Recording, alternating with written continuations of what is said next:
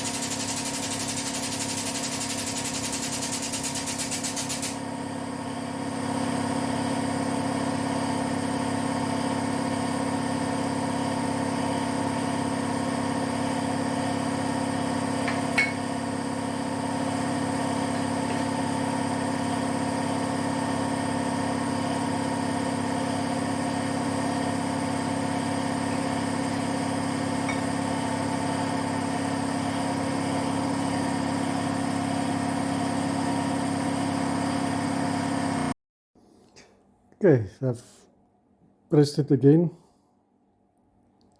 and I've taken it up to 15 tons according to the gauge on top, and pressed these cans in so hard that I can't get it out. Now I need to make a press plate with a round opening in which this tube will fit, so that I can press the cans out. Now there's plus minus 20 to 25 cans in here, and it's about this thick. So yeah, the press is very capable. So I hope if you were interested in one of these presses, I hope you find this video useful for you and into making up your mind whether you want to buy one or not. Now they go for about $7,300, which is not too bad. If you take the normal manual press is about close to 4,000. I think just pay the extra bucks because you can hand pump it if you need to, and you can use air. So yeah, it's a dual purpose, so I can save myself a lot of time because now I just put the cans on top and I just chuck them inside. Now usually when I hit it with a hammer to crush the cans, it has to be a whole can. Now if the can has been stepped on its side and it's got a white area, there's no way that I can get it in here, and the press does it easily. So what I do is put the can on top, press it, as soon as it goes in, chuck in the next can, and after if I feel I've got enough in there, then I press it all the way to the bottom. So yeah, it's going to save me a lot of pain and aches at night, not having to hit it with a hammer before I crush it in the press. Alright, until next time, cheers.